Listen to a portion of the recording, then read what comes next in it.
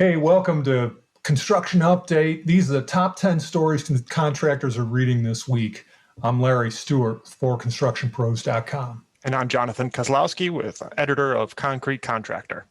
Start the list at number 10, how Dems' $3.5 trillion infrastructure plan complicates the bipartisan bill. Exhausting months of attempts to recruit Republican support for an infrastructure plan that addresses systemic deficiencies in the U.S. economy, Democrats and progressives in the White House and Congress have decided to pursue a $3.5 trillion plan through reconciliation without Republican votes. It's separate from the $1.2 trillion bipartisan infrastructure bill aimed to address our crumbling roads, bridges, airports, and waterways. But Republicans are now warning that the $3.5 trillion package threatens their support of the bipartisan bill. This is getting more complicated every single week. Yeah, I mean, it was inevitably going to come down to this, and who knows what happens next. Number 9 is 2 3D printed concrete projects bring the concept home to the U.S. This story takes a look at 2 3D concrete home construction stories. One in Virginia, where the home construction company Allquist 3D partnered with the Virginia Center for Housing Research and received a $500,000 funding from the Innovation Demonstration Grant from Virginia Housing. The home features 1,550 square feet of space and is expected to be 50% more energy efficient than code requires. They broke ground, if you can still say that with 3D printing with concrete homes, they broke ground early June. The second home in this story is a construction in Arizona with the formwork, scaffolding, and engineering company Perry Group and Habitat for Humanity. The home is claimed to be one of the first 3D housing projects to date that passed all regulatory approval processes. This home features 1,720 square feet of living space, and it took 2 weeks to print. Wow. Both constructions used 3D concrete printing equipment from Cobod. Got to be groundbreaking because I'm sure they're going to have to at least dig footings for these babies. But interesting that it's showing up in America. I think that the cost savings on building them, really bears paying attention to, and the labor savings really going to change the way people build structures. My favorite part of it is it's just putting high technology with a concrete pump. Right. It's really all it is. It's coming down in the boom and you're printing out a concrete home. And I'm like, that's so innovative, so clever. Very cool. And the video is really interesting. Yeah. Number 8 on the list, home building regains momentum as building permits fall to an 8-month low. So housing starts exceeded expectations in June with a 6.3% jump, gains in both single family and multifamily construction. But permits fell 5.1% in June, their third consecutive drop to their lowest point since October. There's a significant backlog of housing that's authorized but not yet started. And so we're in one of those moments where numbers are going in opposite directions. It's kind of interesting. Next up is Goodfellow Bros shares what it's like to manage and monitor nearly 2,000 construction machines. The July 19 episode of the Digging Deeper podcast features the first half of a 2-part conversation with Shepard Nelson, equipment superintendent and Goodfellow Bros. This episode shares what it's like to manage a fleet of roughly 1,500 pieces of construction equipment and 500 plus vehicles and discusses the steps Goodfellow is taking to implement smart technologies for its fleet operations, as well as the challenges and opportunities of turning telematics data generated by this massive fleet into actual actionable insights.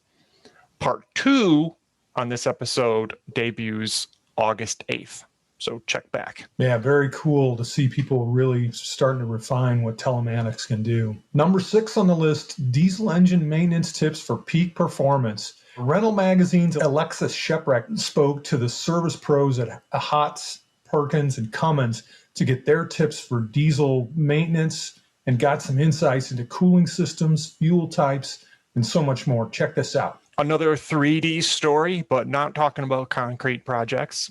Number 5 is 3D project file transfer from the cloud boosts Veit's technology advantage. This is a great case study of how contractors can find benefits through some innovative thinking. Veit and Company, Inc., a site prep and civil construction contractor, connects their GPS-guided machine control systems, base stations, rovers, and total stations all to the cloud. It's this connection that allows them to transfer 3D project files to field crews using Trimble Works OS software. This allowed teams to receive near real-time machine mapping data on sites and then use that data to potentially bid more accurately for future projects. It's a really interesting story because they're not only able to react to changes on site with tweaks and design, done by the designers back in the office sort of immediately, but the whole process put together both the design side of the business and the actual production side of the business so that they're able to very accurately track production on the job site using the data that the 3D systems generate normally. Pretty interesting real-time project monitoring. Number 4 on the list, civil contractors are optimistic about work volume through 2022. The skills gap concerns continue to grow. Dodge Data and Analytics Civil Quarterly Survey finds 40% of contractors have already seen increases in backlogs. That number was 25% in the prior quarter. More than half forecast increased revenues over the coming 12 months, and 42% project profit margins to rise. So hold on to your seat here. There's a lot of numbers here. With the percentage of civil contractors needing to hire skilled workers in the next 3 months rising 17 points to 60%, reality comes knocking. Okay, 69% of those in hiring mode expect finding workers to be very difficult. And 81% of contractors expect skilled labor costs to climb. So those are forecasts, but this is what's really happening. 65% of respondents say that lack of labor is already challenging their ability to meet project schedules. 65%. And half report that it has blown project budgets and pushed their bids up. It just sounds like it's already an endemic problem that's just going to compound itself. Number 3 is how contractors can get the resources they'll need to move infrastructure projects forward. Everyone is talking about how to pay for an infrastructure bill, but no one is talking about how the industry is going to be able to accomplish the influx of work headed their way. The article provides some examples of tools that have potential to help contractors build the efficiency necessary to get the work done by way of hiring labor management, estimating and bidding software, project management platforms, as well as some technologies aimed at increasing productivity on road building job sites. Take a look through this piece. You just might run across a solution that you hadn't heard of before. The idea of working more efficiently rather than adding more bodies to a job starts looking pretty attractive given those numbers about hiring problems. Isn't that what technology is supposed to do? Exactly. Number 2 on the list, the 6 best certifications for construction career development. Michelle Riker from workforce management solutions provider Bridget shares insights on construction certifications in construction management and in safety and environmental concerns that are really in demand right now. And then at the top of our list is a story, Shop Till You Demo. This is the story behind the demolishing of a 1959 Sears department store at the oldest regional shopping center in Des Moines, Iowa, by DeCarlo Demolition Company.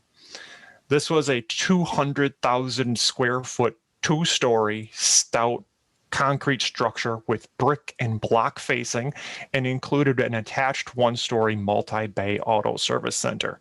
So pretty standard Sears department store that we all are pretty much familiar with here. The job took 3 months, recycled 32,500 tons of concrete, brick, and block, and 500 tons of metal. It was completed early March 2021. The best part, it was completed safely. No damage to surrounding property, no injuries. It was done on time and on schedule. A Kohl's department store is planned to relocate to a new building on the site, with construction expected to be completed in March 2022. Yeah, all that work done while that mall was still in operation with plenty of businesses and customers and stuff all around. Interesting job. Well, that's our list for this week. Thanks so much, Jonathan. Thank you for having me.